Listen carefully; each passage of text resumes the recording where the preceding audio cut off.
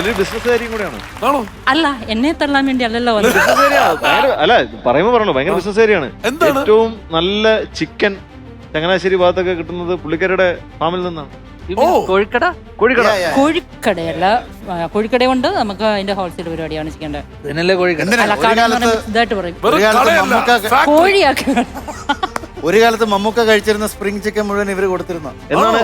എന്ന് നമ്മളോട് എപ്പോഴും നമ്മളോട് പറയും, നിങ്ങളൊരു കോഴിയെ കൊണ്ടുവന്ന മിഥുൻ ഇങ്ങനെ പിടിച്ച് നിൽക്കും. അപ്പൊ നിങ്ങൾ ഫോട്ടോ നമ്മളൊരു ചങ്ങനാശ്ശേരി പോകുമ്പോഴേ കോഴിയെ പിടിച്ച് നിൽപ്പുണ്ടാവും. അതെ, ഞാനേ ഒരു അല്ല മിഥു, ഞാനൊരു പോസ്റ്റർ വെച്ചോട്ടെ കടയ്ക്ക്. മിഥുൻ ഇങ്ങനെ കോഴിയും കൊണ്ടിരിക്കുന്നത്.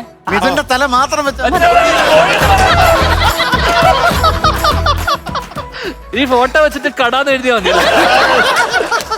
ഇതിപ്പോ നിങ്ങൾ ശരശയ്യയിലാവുന്ന മട്ടാ കാണുന്നത്. ഇവരെ വിട്ടാ മതി. റൗണ്ട് 2. Round 2 dual trial. രണ്ടിലൊന്നറിയാം. വളരെ സിമ്പിൾ ആണ്.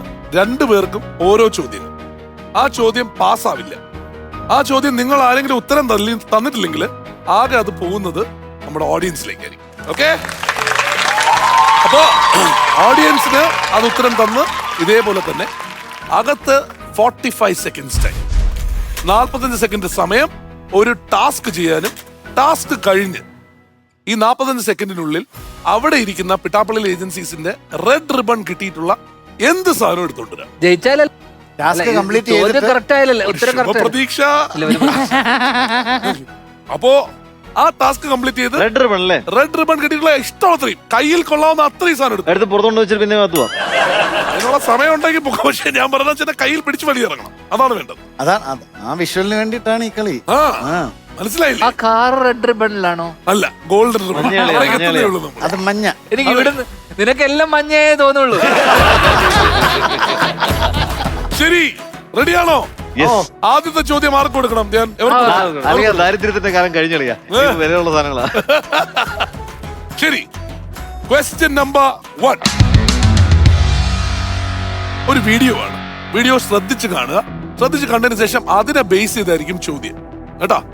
ഓഡിയൻസ് നിങ്ങളും ശ്രദ്ധിച്ച് കാണണം. കാരണം എന്താണെന്ന് വെച്ചാൽ ഇതിനെ ബേസ് ചെയ്താണ് ക്വസ്റ്റ്യൻസ് വരാൻ പോകുന്നത്. അപ്പോ എല്ലാവരും ശ്രദ്ധിച്ച് കണ്ടോളണം കേട്ടോ. അങ്ങനെ സൈനാത്താന്റെ പരദൂഷണം പറച്ചിൽ തുടരുകയാണ്. ഇതിനോടകം യൂട്യൂബിന്റെ അംഗീകാരം വരെ നേടി. കേട്ടത് ഇറക്കി വിട്ടതല്ല മനെ, ഞാൻ ഇറങ്ങി പോകുന്നതാ. സൈനാത്ത പരദൂഷണം പറഞ്ഞു തുടങ്ങിയിട്ട് വെറും 3 മാസം മാത്രമേ ആയിട്ടുള്ളൂ.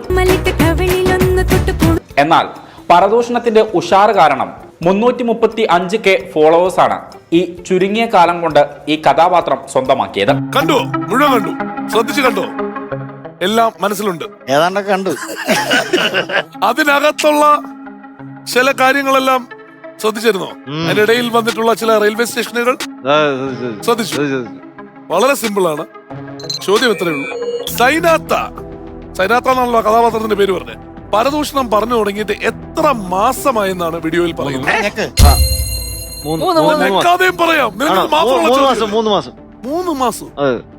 3 മാസം ഞങ്ങളും കേട്ടതാണ്. ഇല്ല, ബിൽഡപ്പ് ഒന്നും വേണ്ട. കറക്റ്റാ. നിങ്ങൾ പറഞ്ഞ ഉത്തരം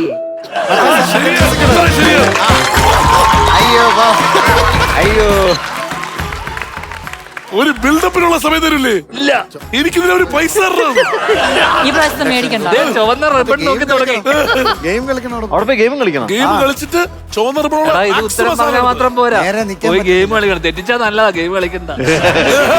ഫ്ലവേഴ്സ് സ്മാർട്ട് ഷോ ശനി ഞായർ ദിവസങ്ങളിൽ രാത്രി 9:30 ഫ്ലവേഴ്സിൽ.